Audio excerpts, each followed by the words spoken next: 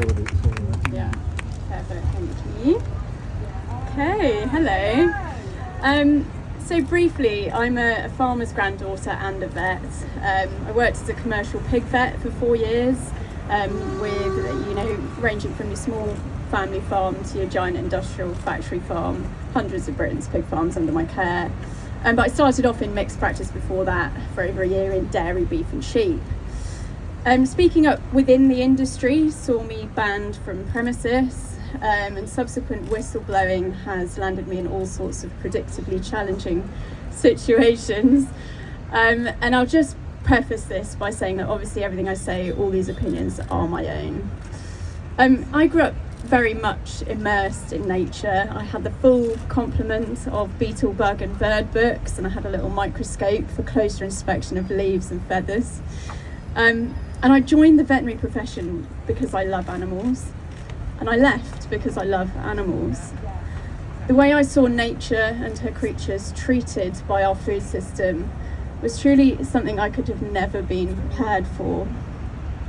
When you've been involved in death on an enormous scale, you realise that life is so very precious. During lockdown, I spent huge amounts of time in an arboretum which was closed to the public. I sort of climbed in the back. But during that time, without all the manicuring and the disruption, the renewed abundance of creatures was incredible. I had really close encounters with fox cubs and deer and birds I'd never seen. It was very much my Snow White era.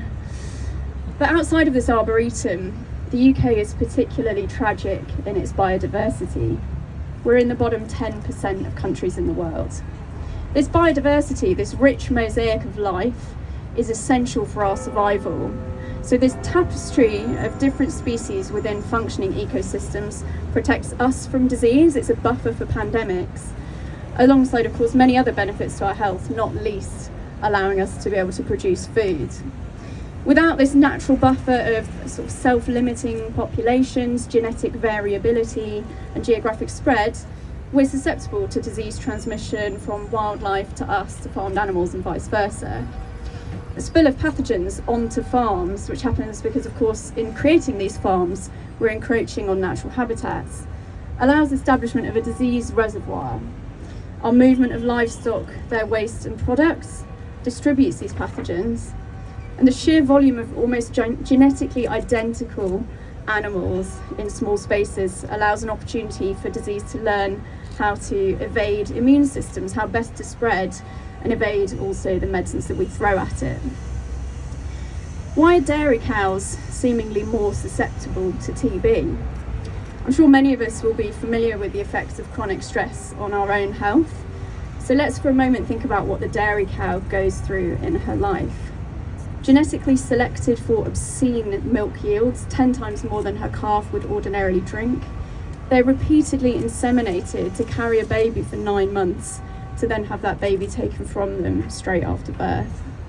Farmed animals are stressed, they're sick, they're dropping dead.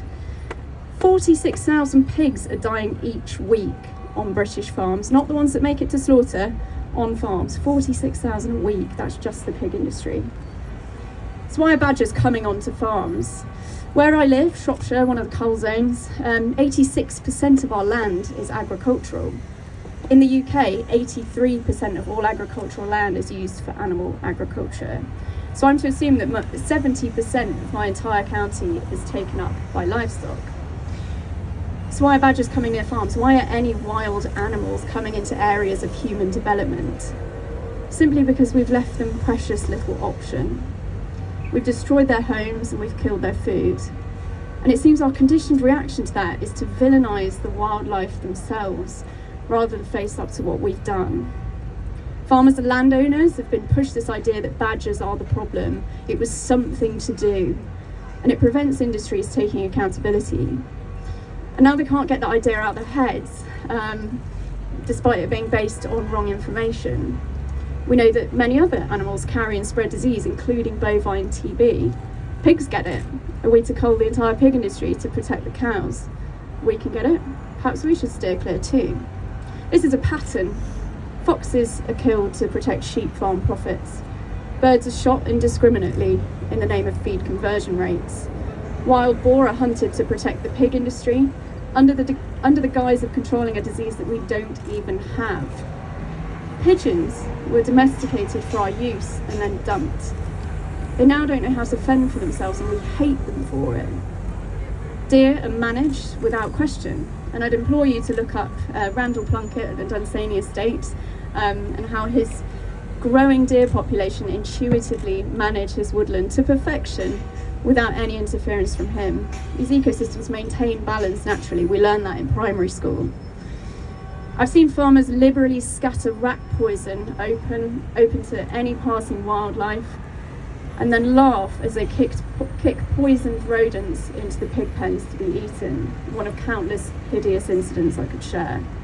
But the point is, these wild species, persecuted largely by farmers and the rural elite, are, unbeknownst to them, essential to everything they hold dear. Badgers play a vital role in ecosystems. They're very important predators, and ironically, their unique predation of small mammals likely provides protection to a lot of other livestock diseases. Small mammals are, of course, all over farms because, once again, our fault. They are filthy and there's feed everywhere. Rewilded ecosystems can store and sequester carbon, reduce effects of flooding and climate change, vital for future farming. What doesn't do that is livestock grazing. So this trendy term that we hear a lot, regenerative farming, was manufactured by the industry to make us feel better about continuously consuming their damaging products. What's actually regenerating in regenerative farming? It's not biodiversity, and it certainly isn't the cow. In fact, the only species that really seem to benefit from livestock grazing are dung beetles.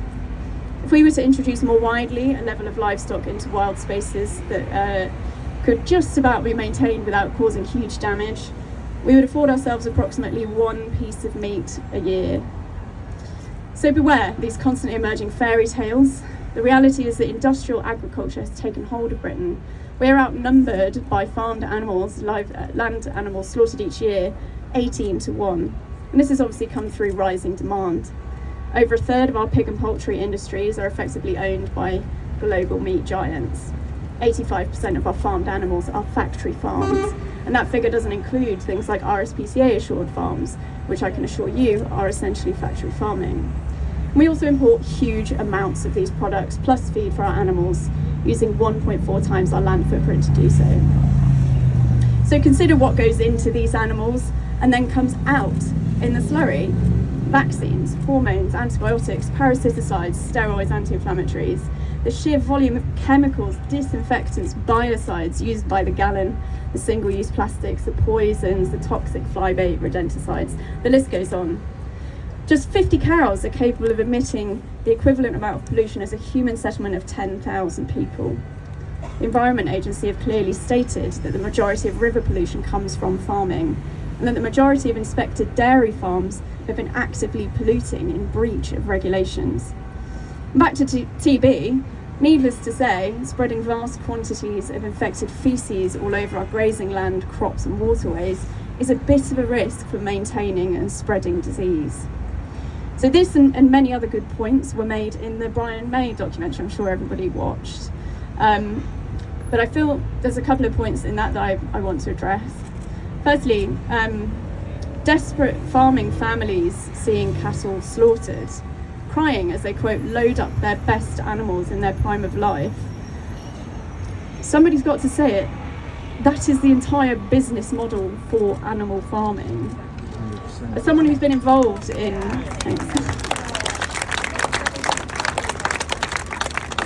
And I say this as someone from a farming family, I've seen the emotion.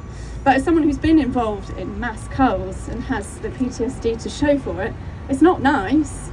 But why are we having to do it in the first place? And how is it different to business as usual? Secondly, the fury at being forced to diversify, forced to change, as if every other business doesn't have to adapt to societal progress and modern knowledge. The suggestion that not forcing animals to live knee-deep in their own shit might be a good place to start in terms of disease control really triggered the NFU, didn't it? We appear to have collectively lost our minds on this one. Can anyone think of a single disease we've managed to eradicate without an effective vaccine, a test that actually works, or appropriate biosecurity measures? They're not doing farmers any favours with this blunt resistance to change. The government propping them up with subsidies and bailouts are ultimately not helping. For some reason, over a century of having this disease, we're still not implementing scientifically relevant options. Why? Trade, money.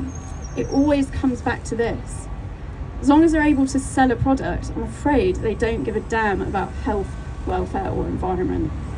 A good example of this, last year, AHDB Pork, which is like the levy body for the pig industry, acted on clear messages from members to focus on marketing, exports and reputation. And so they've ditched their pig health scheme, which was health monitoring at abattoirs, and their real welfare outcome scheme, meaning that vets don't have to perform any sort of objective welfare assessment on red tractor farms.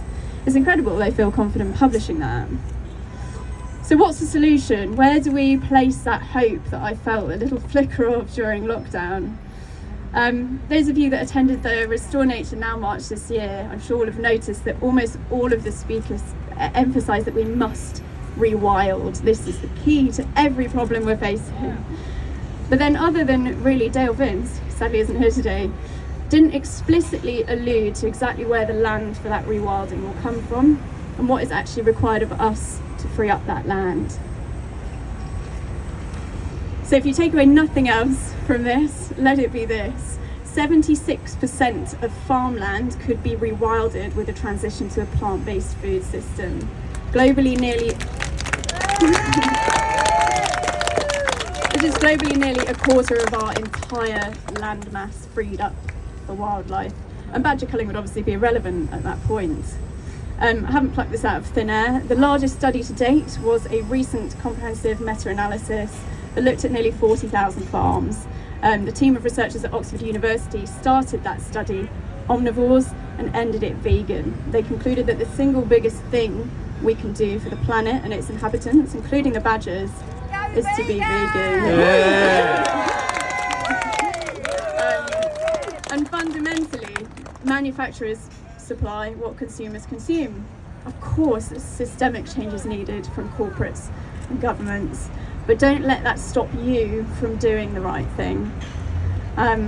Those profiting want us to think that these problems are insurmountable by the average person, but we are 65 million average people here in Britain, so don't ever let anyone make you think you are insignificant. Please always question the intentions of those selling you a product. I saw misleading information and outright lies leave the lips of those that I once respected and trusted. My illusion of British farming was shattered quite spectacularly, despite starting off with an already significantly above average insight. Despite my best efforts, I could improve nothing for the animals that I was so desperately wanting to protect. To prevent meaningful change or adjustments to the status quo that serves them, these industries, much like our friends at the fossil fuel lobby, are buying scientists, funding dodgy studies, cherry-picking, splashing millions on marketing, infiltrating every committee and roundtable and lining the pockets of our political representatives. So for the badgers, I urge you to let this new government feel the full force of your disgust. Labour are clear in understanding that this cull is ineffective, so why are they still pandering? As a practitioner of law, I'm certain Starmer is capable of working out how to revoke licences granted by his predecessors. Ensure your representatives are armed with information and know how their constituents feel. Empower them to be less scared of the big boys with tractors. I'm sure Starmer could also find a way to deal with farmer protests as a result. Illegal use of red diesel would be one angle, rather than wasting everyone's time on orange cornstarch. But we desperately need more people telling the whole truth, piecing this together and having the courage to speak up. The destruction of badgers is merely a symptom of a much greater disease and one that we must face with urgency. So on ending the cull, I must speak plainly. We cannot support the dairy and meat industries whilst fighting for badgers. That doesn't work. We cannot consume animals while simultaneously fighting for them. We cannot exploit without consequence. So to restore nature, we must remove the unnatural And I can tell you that there is nothing less natural than our farming of animals. And this fight to save nature is everyone's fight, because we are nature. Thank you very much.